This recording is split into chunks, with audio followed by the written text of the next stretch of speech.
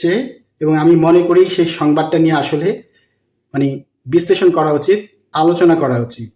মানে আমি প্রথমেই হাসলাম, কারণ হচ্ছে সংবাদটা শুনলে আপনারাও হাসবেন। মানে সংসদে দাঁড়িয়ে আমাদের মন্ত্রী বলেছেন যে চলতি বছর বিটিভি আয় করেছে হচ্ছে ৮ কোটি টাকা, আর বিটিভির পেছনে ব্যয় হয়েছে হচ্ছে ২৫৪ কোটি টাকা। হ্যাঁ, আপনি ঠিকই শুনছেন, ২৫৪ কোটি টাকা। প্রিয় দর্শক, আপনাদেরকে প্রথমে একটা প্রশ্ন দিয়ে এই ভিডিওটা শুরু করছি। আপনারা আপনাদের মতামত কিন্তু জানাবেন কমেন্ট বক্সে। আপনারা কি বিটিভি দেখেন? কেউ কি দেখেন? আর যদি দেখেন, তাহলে আপনারা বিটিভিতে যা দেখেন, বিশেষ করে সংবাদের ক্ষেত্রে, সেগুলো কি আপনারা আদৌ বিশ্বাস করেন? মতামত জানাবেন। যা হোক, তাহলে বিটিভি আয় করছে হচ্ছে কত টাকা? ৮ কোটি টাকা। আর বিটিভি ব্যয় করছে হচ্ছে ২৫৪ কোটি টাকা। এখন আপনার মনে কি প্রশ্ন জাগে না যে বিটিভি এত কোটি টাকা কোথায় ব্যয় করছে, যেখানে এই টেলিভিশনটা মাত্র ৮ কোটি টাকা ইনকাম করে? মানে বিজ্ঞাপনের মাধ্যমেই মূলত বিটিভি ইনকাম করেছে, মন্ত্রী সেটাই জানিয়েছে। এখন প্রশ্ন হচ্ছে, ২৫৪ কোটি টাকা কোন কোন সেক্টরে ব্যয় হলো, কিভাবে ব্যয় হলো, সেই হিসাব কেন আমাদের দেওয়া হলো না? একজন সাংবাদিক, তিনি একটি পত্রিকার সম্পাদক। আমরা ফেসবুক ফ্রেন্ড, যেহেতু আমি ফেসবুকে লেখালেখি করি, অনেক পত্রিকার সম্পাদকই আমার বন্ধু তালিকায় আছেন। তিনি এক প্রশ্ন করেছেন যে একটা অত্যন্ত খুবই ভালো মানের একটা বেসরকারি টেলিভিশন চালাতে খরচ হবে হচ্ছে ৩০০ কোটি টাকার মতো। সেক্ষেত্রে বাংলাদেশ টেলিভিশন, আমি তার স্ট্যাটাসটা এইখানে জুড়ে দিব, আপনারা দেখতে পারেন।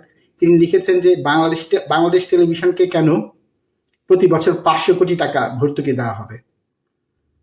আমি জানি না ৫০০ কোটি ফিগারটা তিনি কই থেকে পেয়েছেন, তার কাছে নিশ্চয়ই এই হিসাব আছে, সেই জায়গায় আমি যাচ্ছি না।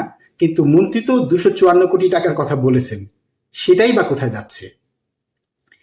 প্রিয় দর্শক, বিটিভিতে কি পরিমাণ কর্মচারী এবং কর্মকর্তা আছে সেই হিসাব যদি আপনারা নেন, তাহলে আপনাদের মনে হবে যে একটা টেলিভিশন, যে টেলিভিশনটা কেউই দেখে না তেমন এখন আর, যে টেলিভিশনটার কোনো রিপোর্ট কেউ দেখে না, কোনো সংবাদ কেউ দেখে না, শোনে না। এমনকি গ্রাম অঞ্চলেও একটা সময় যখন ওই স্যাটেলাইট কেবল টিভি এসেছিল, তখনও গ্রাম অঞ্চলে হয়তো অনেকেই দেখতো, কারণ স্যাটেলাইট কেবল টিভি সেখানে যায় নাই। এখন তো কেবল টিভি, ইন্টারনেট সব জায়গাতেই আছে। বাংলাদেশ টেলিভিশন তাহলে কেন ২৫৪ কোটি টাকা প্রতি বছর খরচ করবে, যেখানে তারা আয় করছে ৮ কোটি টাকা? তারা এই টাকাটা কোথায় ব্যয় করছে? যেই পরিমাণ কর্মকর্তা কর্মচারী বিটিভিতে রাখা আছে, তাদেরকে কেন বেতন দেওয়া হচ্ছে? তাদের এই বেতন দিয়ে বসে রাখার কোনো কি দরকার আছে? আপনারা কি মনে করেন? আপনারা একটা কাজ করবেন, বাংলাদেশ টেলিভিশনের ওয়েবসাইটে যাবেন, সেখানে গিয়ে ওদের ডিজি বা বড় পদের কাউকে একটা ইমেল করবেন, দেখবেন ইমেলের কোনো উত্তর পান কিনা। আমি বিদেশে বসে করেছিলাম, আমি ৩ জনকে করেছিলাম বাংলাদেশ টেলিভিশনের, কেউই আমাকে উত্তর দেন নাই। আমি ধারণা করি এদের কেউ ইমেল পড়তে পারেন না, এবং আমি এটাও ধারণা করি এদের ইমেলগুলো হয়তো অন্য কেউ চেক করেন, কিংবা আদৌ কেউ চেক করেন না। কিংবা যেটা হয় বাংলাদেশে, যে ইমেল করলে তাদেরকে ফোন করতে হয়, অথচ আপনি নিশ্চিত থাকেন যে এই ডিজি বলেন, কিংবা আমি জানি না পদটার এক্সাক্ট নামটা কি, আমার এখন মনে পড়ছে না, মানে বাংলাদেশ টেলিভিশনে যারা একদম বড় পদে আছে, তারা দেখবেন যে এই বিভিন্ন কাজে টাকা নিজেদের পকেটে ঢোকায়। যে কর্মকর্তা কর্মচারীরা আছে, তারা বিভিন্ন প্রজেক্ট হাতে নেয়, বিভিন্ন রিপোর্ট করবে, একটা সংবাদ করবে, কিংবা একটা অনুষ্ঠান করবে। এই জন্য টাকা হয়তো লাগবে হচ্ছে ১০ লাখ, দেখায় ১০ কোটি।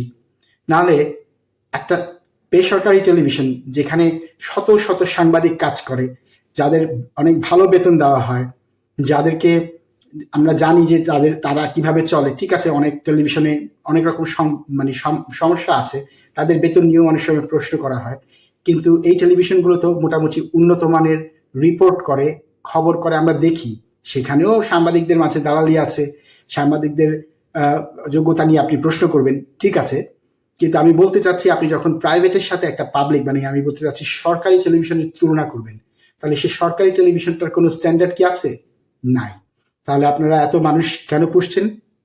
আর যে মানুষগুলোকে আপনারা পুষছেন, তারা কি আসলেই কোয়ালিফাইড? তারা কি একটা ইমেল চেক করতে পারে? নাকি তাদের কাজ হচ্ছে শুধুমাত্র যে বাজেটটা হবে এই যে ২৫৪ কোটি টাকা, কিংবা ক্ষেত্র বিশেষে 500 কোটি টাকা, সেই টাকাগুলো মেরে খাওয়া। আমাদের একটা মাধ্যম বা সেক্টর দিয়ে কিন্তু আপনি পুরো সরকারি মাধ্যমটা কি আপনি বুঝতে পারবেন। যারা আয় করে 8 কোটি টাকা, ব্যয় করে 254 কোটি টাকা।